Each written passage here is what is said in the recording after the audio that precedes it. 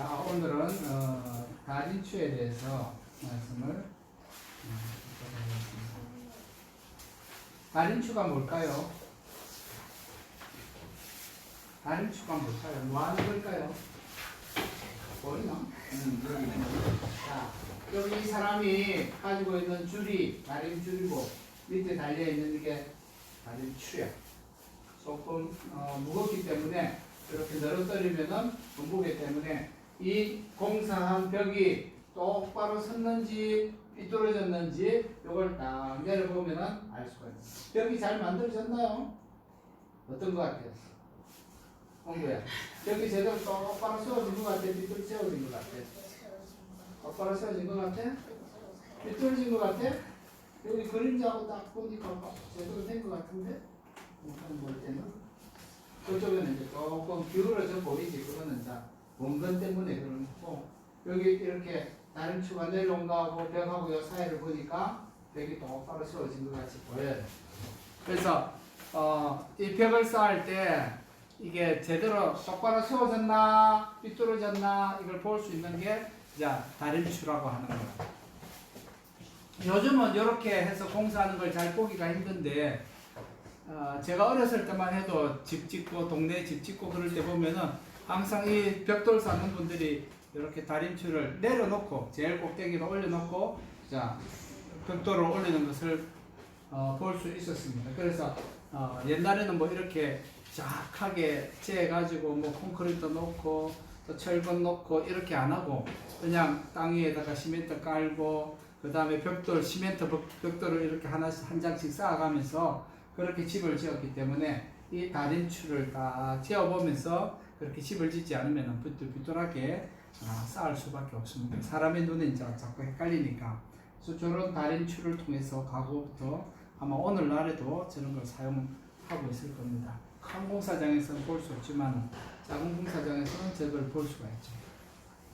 요즘은 뭐 워낙 공법이 발달해서 저걸 안 하더라도 큰 빌딩을 지을 때는 다른 기구들을 가지고 정확하게 측정을 합니다. 그래서 벽이 제대로 올라갔나, 건물이 제대로 똑바로 세워졌나를 항상 확인을 해요.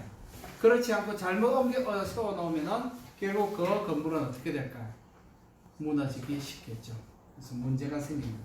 그래서 반드시 다림추를 통해서 벽이 제대로 세워지는지 건물이 제대로 올라가는지를 확인을 해야 되는 거죠. 그런데 건물에만 그런 기준이 있는 게 아니고 우리 성도들의 삶 속에서도 저런 다림추와 같은 기준들이 있다는 것이죠. 표준이 있습니다. 이것은 삶의 잣대예요. 내 삶이 이 잣대를 벗어나나 벗어나지 않나를 항상 확인해야 되는 거죠. 그래서 세상에서는 차를 운전할 때 무엇에 따라서 운전합니까? 교통법규라는 게 있어요. 규칙이 있어요. 운전자가 그 규칙을 알지 못하면 어떻게 될까요? 교통경찰이 이리 와보세요. 스티커를 끊어요. 아니면 사진을 찰칵 찍어서 디지털 카메라가 사진을 찍어서 보내옵니다. 벌금 얼마입니다. 언제까지 내세요? 날아옵니다. 왜? 법규에 대해서 그 법규대로 하지 않았기 때문에 어긋난 것에 대한 어떤 벌을 주는 거죠. 우리 성도들도 이와 마찬가지로 성도들의 법규가 있습니다. 성도들이 지켜야 될 그런 다림추와 같은 규칙들이 있다는 것이죠.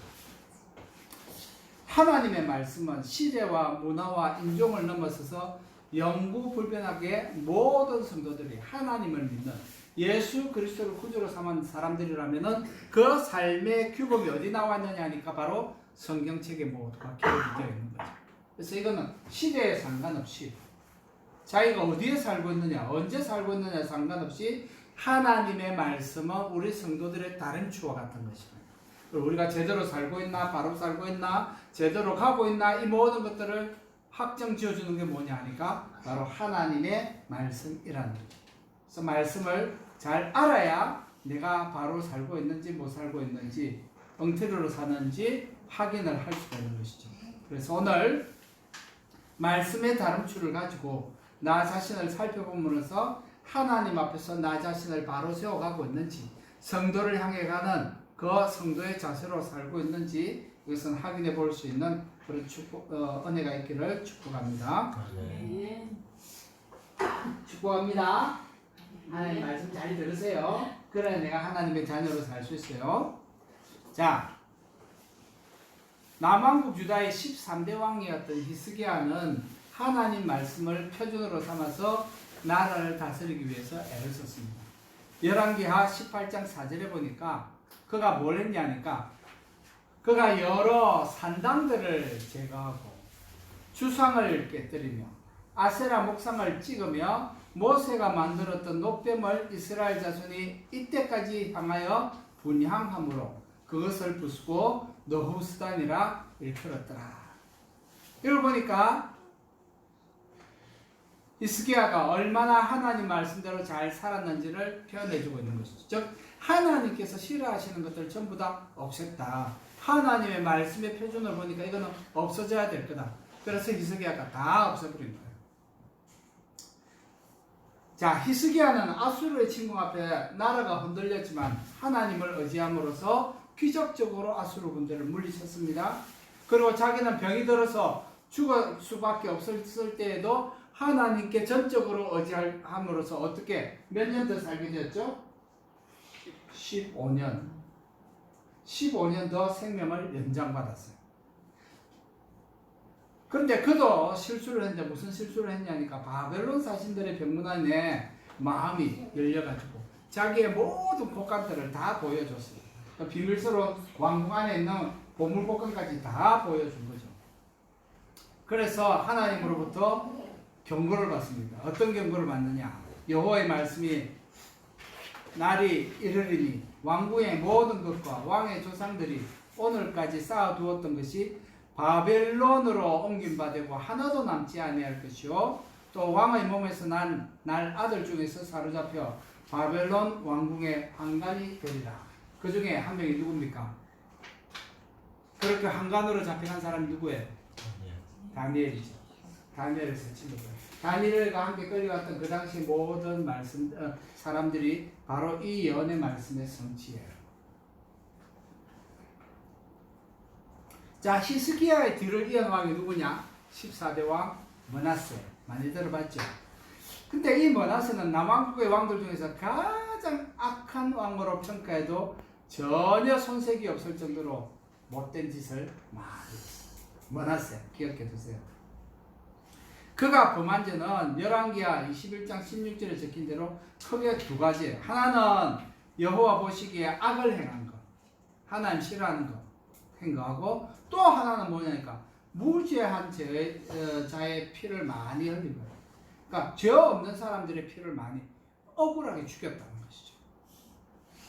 하나님께 범한 죄와 사람에게 지은 죄, 하나님과 사람에게 모두 죄를 지었다는 거예요. 이 므낫세라는 사람은. 그래서 하나님 앞에서 그가 범한 죄를 요약하면은 제가 이렇게 쭉 적어봤는데 대충 요래 어떤 죄를 지었느냐.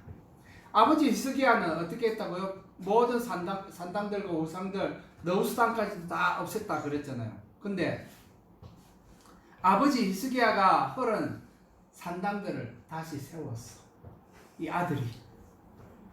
둘째, 북왕국 아합이 했던 것처럼 바알의 제단을 쌓았다. 세 번째, 아세라 목상도 만들었어. 네 번째, 여호와의 성전 마당에 1월 성신을 위하여 단을 쌓고 경배하며 섬겼다. 여호와의 제단 앞에 성전 그것 안에다가 우상들을 세워놓고 거기서 예배했다. 다섯째, 자기의 아들들을 불 가운데로 지나게 했다. 몰렉을 섬기는 행위예요. 불 가운데로 지나가게 했다는 말은 뭐냐니까 그냥 불로 한번 지나간 게 아니고 불 속에 넣어서 죽였다는 얘기입니다. 우상에게 몰렉에게 제물로 바쳤다는 얘기예요. 므낫세가 그 짓을 한 거예요. 여섯 번째, 신접한 자와 박수무당을 신임했다. 그러니까 하나님 싫어하는 모든 일은 다 한 거예요. 아버지 히스기야가 모두 없어버린 그 모든 일들을 다 한 거죠. 이것만 해도 그의 지은 죄가 심상치 않은데 또 한 가지 첨가된 죄가 무죄한 사람들의 피를 많이 흘렸다는 거예요. 그 시대가 얼마나 피곤하고 사람들이 고달팠겠어요.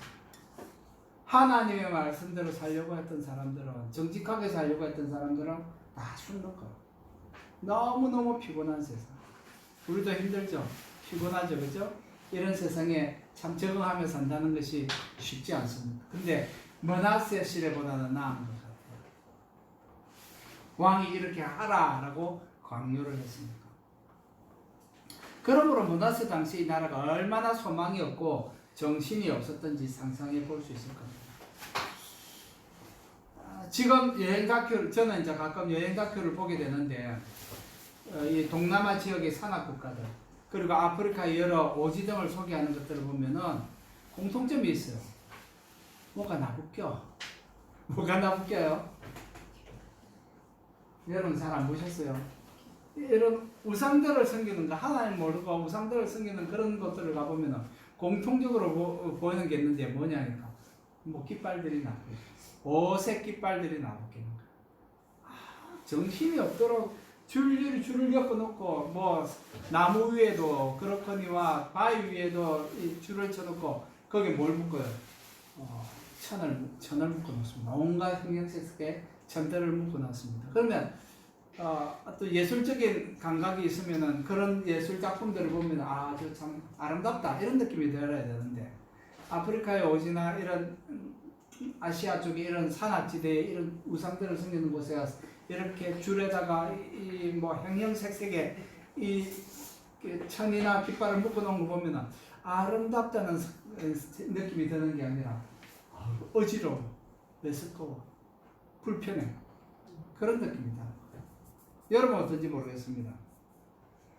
그 주변 환경이 너무 어수선하고 그걸 보면은 별로 즐겁지가 않아요. 그래서 그런 어떤 다큐멘터리는 저는 잘 안 봐요. 보다가 보기 싫어서 꺼버립니다. 왜냐니까 불편해, 즐겁지가 않아요. 너무 가슴이 아파요. 근데 므낫세는 성전 마당 안에까지도 온갖 우상들을 세워놓은 거예요. 성전 마당까지. 그의 손자 요시아가 한 개혁의 내용을 보면은, 근데 또 달라, 그죠? 그 다음에 이 손자 요시아 때는 보면은 또 개혁을 합니다. 성전 가운데 남창의 집이 있었다는 거예요. 그건 뭐냐니까, 므낫세 시대 때 남창의 집이 있었다는 거예요. 남창이 뭐예요? 게이로서 몸을 파는 거예요. 그게 성전 가운데 있는데, 이게 아세라 혹은 목상을 만들거나 아세라 신전에 천을 짜는 거죠. 천막을 짤 때에 거기에 있는 여자들이 있습니다. 그 사람들이 뭐냐니까 몸 파는 사람들. 신전 안에서 몸을 파는 거예요. 근데 여자만 몸을 파는 게 아니고 남자도 파는 거예요. 그걸 아세라 시대 때 그걸 한 거예요. 므낫세 시대 때 한 거예요. 그러니까 그 손자가 어떻게 했다고요? 손자 요시아는 그걸 없앤 거예요. 성전 한가운데에 지금 말로 하면 게이바가 있었던 거예요. 그 당시 우상을 섬기던 이런 신전에서는 이런 일들을 하는 곳이었습니다. 요즘은 성소수자라는 단어를 많이 사용합니다. 그들이 우리의 인격과 같은 사람의 인격이라는 것을 저는 부정하지 않습니다. 그들도 우리와 똑같이 예수 그리스도가 필요한 사람들입니다. 하지만 그렇다고 해서 그들이 짓는 죄가 정당화될 수는 없습니다. 과거 가나안에는 율법과가 따로 없이 우상을 섬기는 산당이나 신전에서 몸을 파는 일들을 해왔습니다. 성소수자를 보호한다는 명목이 인간의 조건과 질서를 파괴하는 일이 되어서는 안 된다는 것이죠. 성소수자를 변호하는 가장 중요한 논리 중에 하나가 내가 가지고 태어난 성 정체성이 보통 사람과 다르다는 것이죠. 나는 남자로 태어났는데 내 성 정체성은 여자다. 나는 더 여성적인 성향이 강하다라는 거죠. 또는 그 반대로 나는 여자로 태어났지만은 남성적인 성향이 더 강해서 나는 남자로 살고 싶어. 그래서 나는 성 정체성을 내가 결정할 수 있다. 마치 자기의 신분, 그러니까 뭐라 그러죠? 나는 대한민국 사람이야. 국적이 뭐예요? 한국 여권을 가지고 있으면 그 사람은 대한민국 사람이야. 근데 미국 여권도 있어. 그 사람은 미국 사람이야. 한국 여권도 있고 미국 여권도 있는 사람을 뭐라 그러죠? 이중 국적자다. 그렇게 얘기합니다. 물론 한국 여권 말고 또 다른 나라도 마찬가지입니다.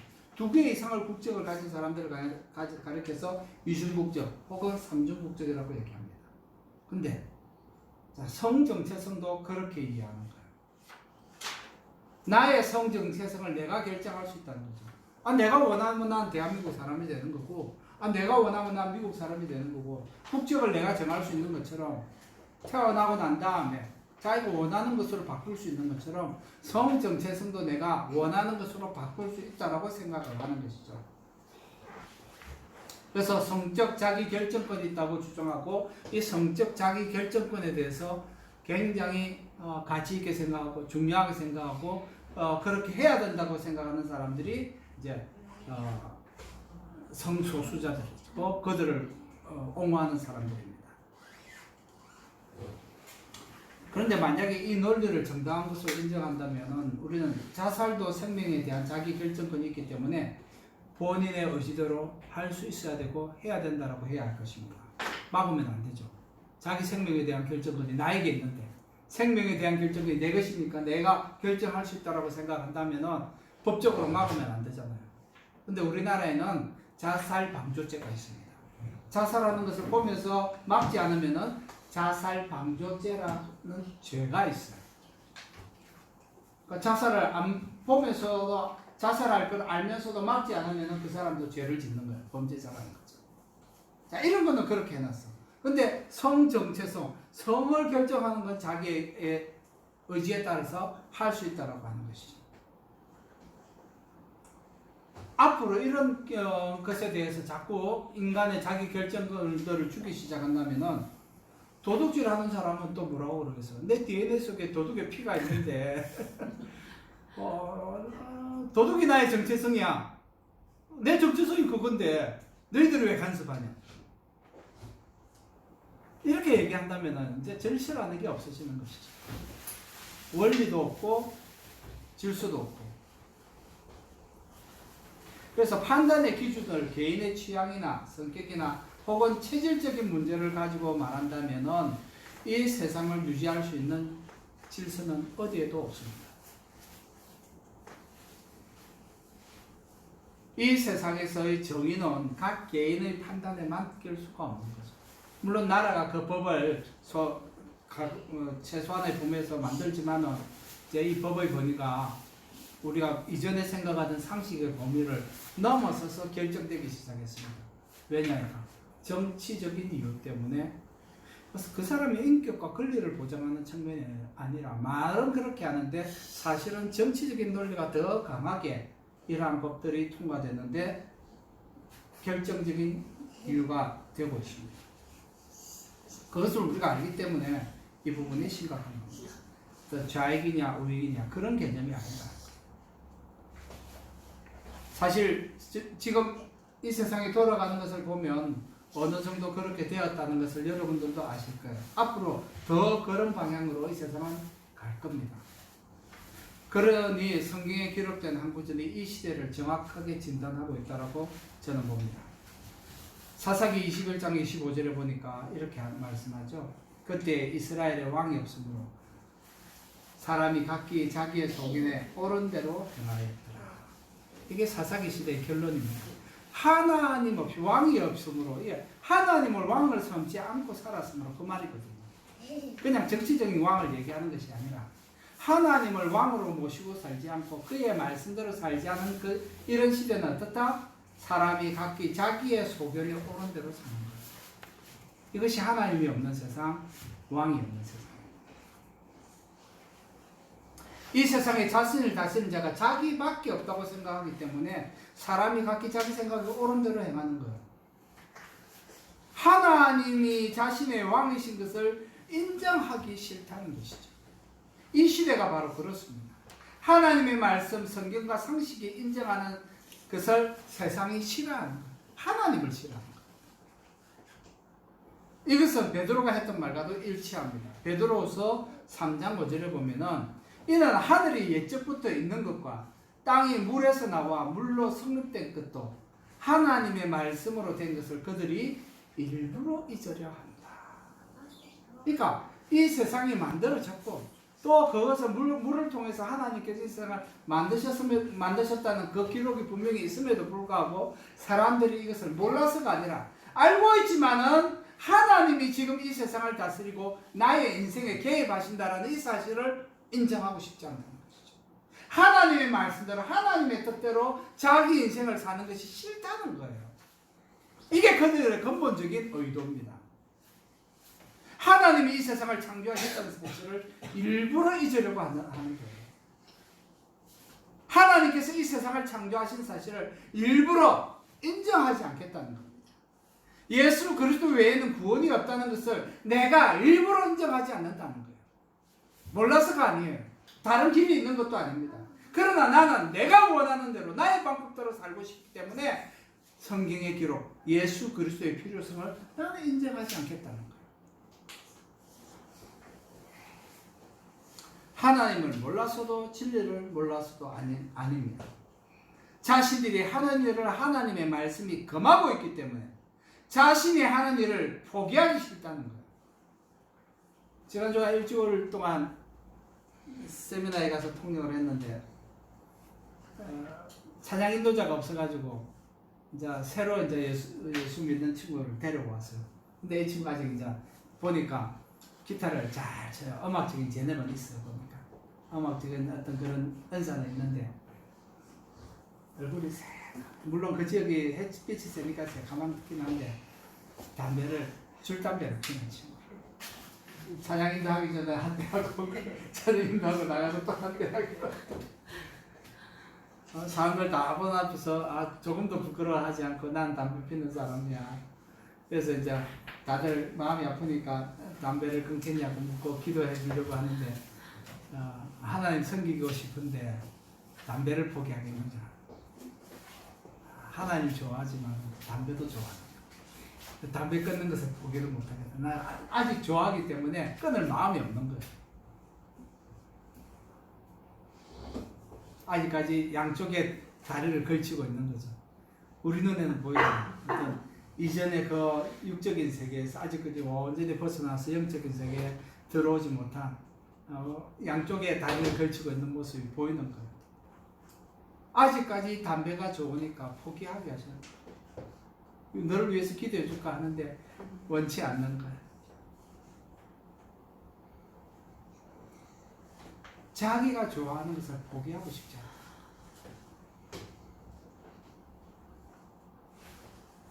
자신의 죄가 드러나기 때문에 그것이 싫고 하나님이 금했지만 자기가 하고 싶은 것을 포기하고 싶지 않기 때문에 하나님의 말씀을 인정하지 않는 거예요. 성경을 인정하기 싫은 거예요. 왜 하나님의 말씀을 읽으면 양심의 가책이 일어납니까? 왜 그것에 대해서 내가 싫은 거죠?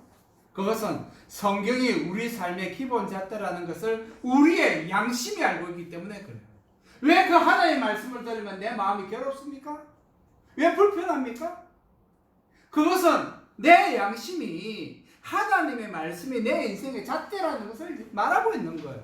사람들이 하나님의 말씀 싫어요. 하나님 싫습니다. 예수님이 나한테 필요 없습니다. 왜 그것에 대해서 불편해합니까? 양심이 그것이 필요하다는 것을 얘기하는데 내가 싫은 거예요. 그 양심대로 하나님의 말씀대로 살기 싫다는 거죠. 은혜대로 사는 것보다 영적으로 사는 것보다도 자기의 의지에 따라서 죄를 짓고 사는 것이 자기는 더 좋다는 거예요. 그러니까 하나님의 말씀이 불편한 거예요. 양심의 가책을 받아서 회개하면 구원을 받겠지만 자신의 것을 고집하고 회개를 거절하면은 뭐죠? 뭐지? 그 결과는 죽음. 그렇기 때문에 하나님을 아는 것만으로, 성경을 아는 것만으로 충분하지 않다. 성경의 말씀대로 회개하고 내 삶을 돌이키지 않으면 하나님의 말씀을 잘 알아도 결과는 죽음이에요. 그래서 베드로는 사람들이 이것을 알면서도 일부러 잊으려 한다라고 말했던 것입니다. 하나님의 법을 일부러 피하고 거절했던 사람이 히스기야의 아들 므낫세였습니다. 오늘 우리 읽었잖아요. 1절에서 15절까지 21절. 므낫세는 아버지 히스기야가 연장받은 그 15년 기간 중에 태어났던 아들입니다. 만약에 병에 걸려서 죽었더라면 므낫세는 태어나지 않았을 아들이에요. 근데 하나님께서 15년 연장시켜준 그 사이에 므낫세라는 아들이 태어난 거예요. 그리고 그 다음 왕이 된 겁니다. 아버지를 위해서. 므낫세가 자기가 어떻게 태어났는지 아버지께로부터 얘기를 못 들었겠습니까? 어떻게 해서 네가 태어났는지, 내가 어떻게 기적적으로 15년을 더 살면서 너를 낳게 되었는지 왜 얘기 안 했겠습니까? 왜 자신이 이렇게 하나님을 열심히 섬겼는지 므낫세에게 왜 얘기 안 했겠습니까? 얘기 안 해도 다 봤잖아요. 므낫세는 12살에 왕이 됐습니다. 그러니까 아버지 생명을 연장받고 2년 뒤에 태어난 거잖아요. 13년 뒤에. 아버지 히스기야가 병에 걸렸다가 15년 생명을 연장받았던 그 기간 중에 그 연장받자마자 얼마 뒤에 태어났던 아들이에요. 얼마나 감격스러웠겠습니까, 히스기야에게. 하지만 무엇이 그를 그렇게 하나님의 말씀에 대항하여 적극적으로 우상 숭배의 길을 가게 했는지는 설명하고 있지 않습니다. 12살이 되었으니까 12년 동안에 적어도 그가 아버지가 하는 얘기와 자기가 본 것들이 있을 텐데 적어도 아버지의 사랑을 받았다면 어떻게 아버지가 행한 것과 정반대되게 그렇게 적극적으로 할 수 있었을까? 저도 의문입니다. 그러나 한 가지 분명한 것은 아버지 히스기야가 하나님을 전심으로 섬기며 산당들을 파괴했음에도 불구하고 그는 그 산당들을 세우는 일과 우상 숭배에 적극적으로 앞장섰다는 사실이에요. 그뿐만이 아닙니다. 그는 무고한, 죄 짓지 아니한 억울한 사람들을 많이 죽였습니다. 많은 사람이 피를 흘렸다 그랬죠. 근데 그의 손자 요시아는 아까 말씀드린 것처럼 개혁 정책들을 이렇게 폈는데 그가 한 정책들을 보면 할아버지 므낫세가 어떤 짓을 했는지를 알 수가 있어요. 자, 그래서 제가 이 요시아가 했던 것들을 잠깐 적어봤습니다. 근데 요시아가 했던 일이 상당히 많아요. 간단하게 제가 읽어볼게요. 성전에 있던 바알과 아세라의 1월 성신을 숭배하는 데 사용한 모든 그릇들을 꺼내서 불살랐다. 모든 도시와 예루살렘 주변의 산당들에서 우상에게 분향하던 제사장들과 바알과 1월 성신 별들에게 분향하던 자들을 쫓아냈다. 성전에 있던 아세라 신상을 꺼내어서 불태웠다. 아세라를 위하여 희장을 짜던 성전 가운데 있던 남창의 집을 헐었다. 모든 도시와 예루살렘 성문 곁에 있던 산당들을 헐었다. 몰렉에게 제물로 바치던 자녀들을 불로 지나가게 하는 일을 금지시켰다. 태양신을 위한 말을 없애고 그 수레를 불태웠다. 왕궁과 성전에 있던 우상의 제단들을 파괴했다. 솔로몬이 세웠던 아스도락과 밀곰을 위한 산당들을 파괴했다. 석상을 깨뜨리고 아세라 목상을 찍어냈다. 여로보암이 베델에 세웠던 제단과 산당들을 헐어냈다. 산당의 제사장들을 다 죽였다. 근데 이게 다 누구 시대 때 이루어진 거예요? 아버지 히스기야가 할아버지의 정조 할아버지가 다 없앴던 것을 그 아들 누가 므낫세가 다시 다 한 거잖아요. 므낫세는 자기 아버지가 했던 다 없애버렸던 것들을 므낫세는 다 다시 원위치로 돌려놨을 뿐만 아니라 더 많이 가져왔어요. 근데 그의 손자 요시아는 또 이 므낫세가 했던 이 모든 악한 일들을 싹 다 없애버립니다. 요시아의 개혁 행보만 보더라도 요시아가 그렇게 많은 개혁을 할 수 있었던 것은 거꾸로 얘기하면은 므낫세가 그만큼 악한 일을 많이 했기 때문에 요시아가 개혁할 일이 많았던 거죠. 므낫세가 그만큼 못된 짓을 많이 했다는 반전입니다. 그러면 요시아는 왜 아버지 아몬이나 할아버지 므낫세 같이 우상 숭배하지 않았을까요? 므낫세와 그의 아들 아몬은 똑같이 했어. 근데 손자 요시아는 전혀 다른 행보를 보였어. 요시아는 8살에 왕이 됐습니다. 뭐 좌우를 모르죠. 요시야가 왕이 된 배경을 보면은 그것도 아주 극적인 얘기가 있습니다. 여기서 그 설명 안 할게요. 자, 저기야 이제 8년째 되던 애. 26살의 놀라운 일을 성전에서 발견하게 되는데, 자, 열왕기하 22장 8절에 보면은 대제사장 hil기야가 서기관 사반에게 이르되 내가 여호와의 성전에서 율법책을 발견하였노라 하고 hil기야가 그 책을 사반에게 주니 사반이 읽었어요. 왕이 율법책의 말을 듣자 그 옷을 찢었습니다. 그 왕이 누구예요? 요시야. 그리고 말하기를 너희는 가서 나의 백성과 온 유다를 위하여 이 발견한 책의 말씀에 대하여 여호와께 물으라. 우리 조상들이 이 책의 말씀을 듣지 아니하면 이 책이 우리를 위하여 기록된 것을 모든 것을 행하지 아니하였으므로 여호와께서 우리에게 내리신 진노가 그러다.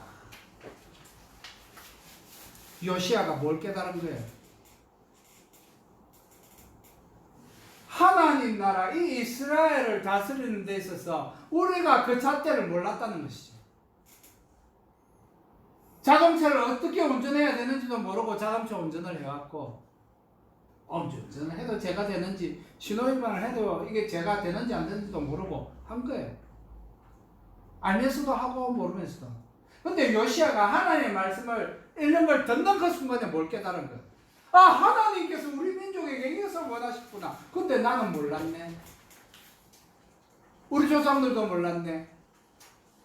지금 우리 민족들도 모르고 있네. 죄의 심각성을 깨달은 거예요. 막 혼자서 이렇게 집을 열심히 지었는데, 다림줄을 한번 집을 제대로 지을 수 있어. 그래가지고 다림줄을 딱 달아보니까 벽이 엉망이야.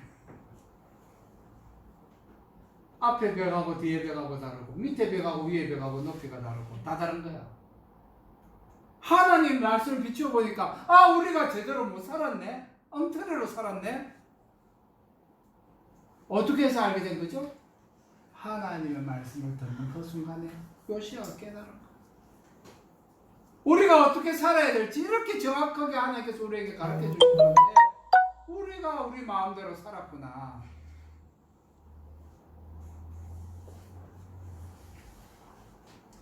말씀을 맺을게요. 이게 핵심이에요. 내가 내 마음대로 살았구나. 지난날 이스라엘 왕이 주었던 지침이 지금 우리에게 왜 필요합니까? 수천 년에 주신 말씀이 지금 나에게 왜 필요한 거예요? 그것은 과거나 지금이나 그리고 주님께서 다시 오실 때까지 우리에게도 동일하게 주신 말씀이기 때문에 하나님의 말씀은 어제나 오늘이나 내일이나 주님 다시 오시면 그날까지 동일한 거예요. 똑같은 거예요.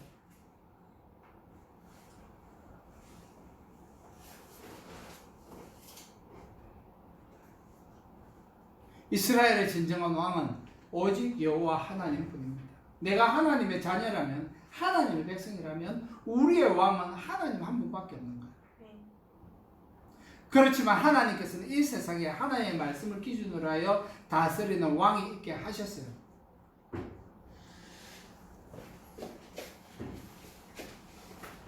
출애굽기 19장 5절 6절에 보면 하나님께서 이미 이스라엘 백성들에게 이렇게 말씀하셨어요.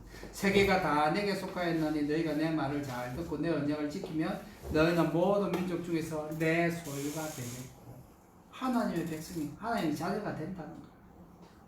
너희가 내게 대하여 제사장 나라가 되며 거룩한 백성이 되리라 하셨어요. 그래서 우리는 이 세상에서 왕같은 제사장이 되었습니다. 그래서 베드로가 얘기했죠. 너희는 왕같은 제사장이고. 그러면 나의 삶을 돌아볼 수 있는 다림줄은 뭐 내가 제대로 살고 있는지 잘못 살고 있는지 어떻게 알 수 있습니까? 그것은 곧 하나님의 말씀입니다. 하나님의 말씀을 읽지 않으면 알 수가 없습니다. 요시야는 하나님의 말씀 듣는 그 순간 우리가 잘못했구나 깨달았어요. 집을 짓는데 다림줄을 대보면 나는 바로 세운 줄 알았는데 제대로 안 됐네. 알 수가 없잖아. 우리 삶의 원리가 여기에 있는 거예요. 하나님의 말씀에 있는 거예요. 이 다림줄 때문에 사마리아가 멸망했고 예루살렘도 멸망받았습니다. 왜? 하나님의 요구하시는 대로 살지 않았기 때문에. 그리고 또 오늘 읽은 본문에 보면 13절에 뭐라 얘기합니까? 내가 사마리아를 전줄과 아합의 집을 달인 보던 추를 예루살렘에 베풀고. 그래서 예루살렘이 586년에 멸망하잖아요. 왜? 하나님께서 말씀하시고 반복적으로 말씀하셨음에도 불구하고 듣지 않았기 때문에 하나님 말씀대로 벌을 받았죠. 여러분, 나는 이 세상에서 어떤 원칙을 가지고 살아갑니까? 제가 학교 다닐 때, 초등학교 다닐 때는요, 학교에서 그런 게 있습니다. 집에 가온 적 오기.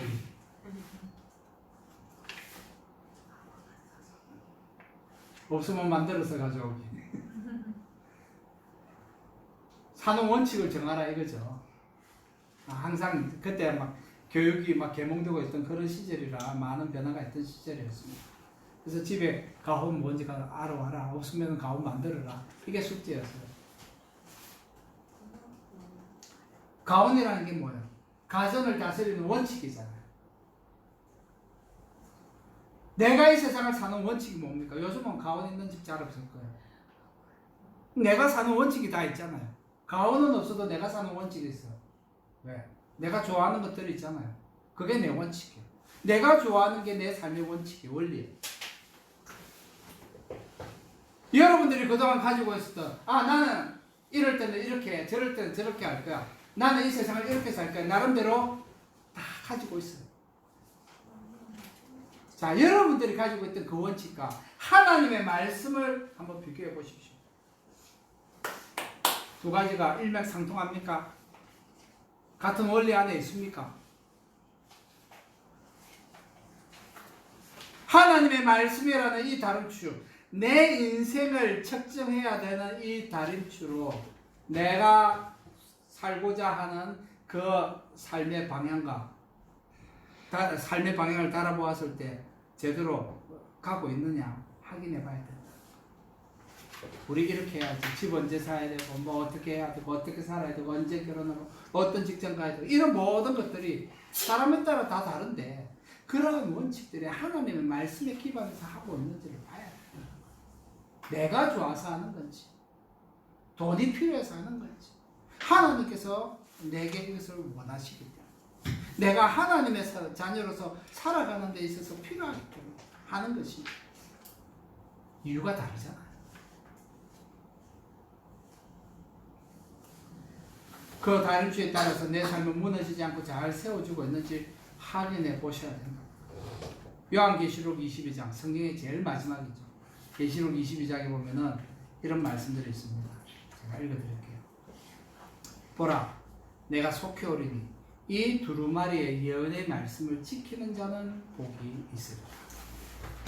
불의를 행하는 자는 그대로 불의를 행하고, 더러운 자는 그대로 더럽고, 어려운 자는 그대로 의를 행하고, 거룩한 자는 그대로 거룩하게 하라.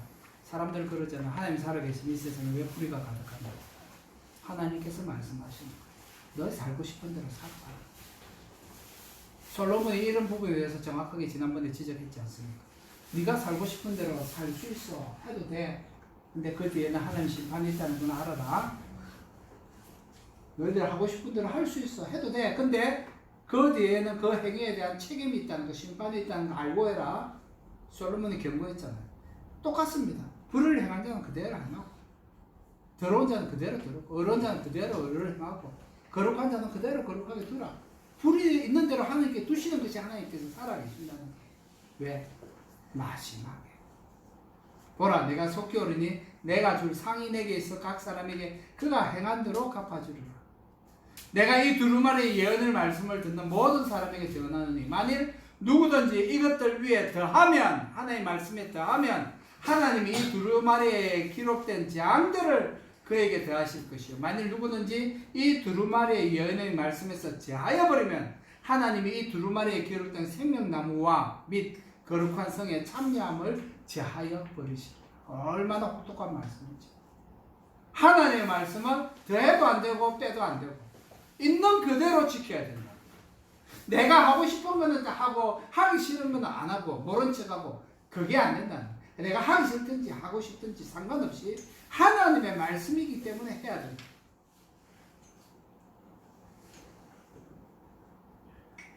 이 땅에서 여러분들이 좋은 집을 살 수만 있다면 왜 안 사겠습니까? 돈이 없어서 못 사고 뭐 형편이 안 돼서 못 사고 그죠? 할 수만 있다면 아마 집을 사게 되죠. 근데 진짜 더 중요한 것은 지진이 확 한번 나고 나니까 집 살려고 마음 먹었다가도 집 사도 돼? 하는 생각 확 들잖아요. 여러분이 준비하는 영원한 집은 안전한 곳에 있습니다. 우리 죽지 않는다는 거 알잖아. 영원히 살 거잖아. 영원히 살 곳이 안전하게 준비되어 있습니다.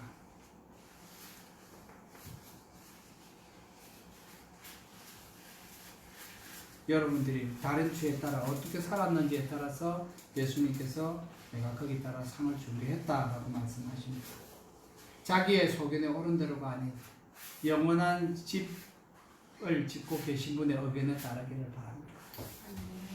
바로 그때 나는 이 세상에서 누릴 수 없는 평안과 기쁨을 확인하게 될 겁니다. 바로 이 기쁨과 평안이 오늘 여러분들에게 분명히 확인되기를 두 손 들어 축복합니다. 기도합시다. 사랑하는 주님 은혜를 감사합니다.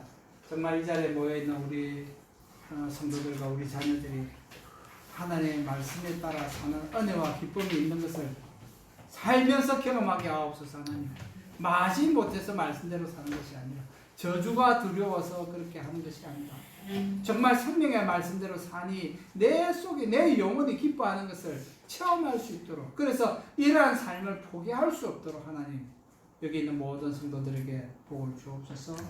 우리가 이 말씀의 다름치로 살기를 원합니다. 내가 원하는 대로 사는 것이 아니라 앞으로 장차 내가 살았던 삶을 두고 심판하실 주님의 말씀을 가지고 이 삶을 살아내기 원합니다. 하나님 이 말씀을 사는 것이, 말씀대로 사는 것이 이와 같이 내게 큰 기쁨이 되게 하시고 말씀대로 사는 내 삶을 통하여서 우리 하나님께 영광과 찬양을 올려드리는 인생이 되게 하옵소서. 그리하여 주님만 찬양받기를 원합니다. 우리 구주 예수 그리스도의 이름으로 감사하며 기도합니다. 아멘.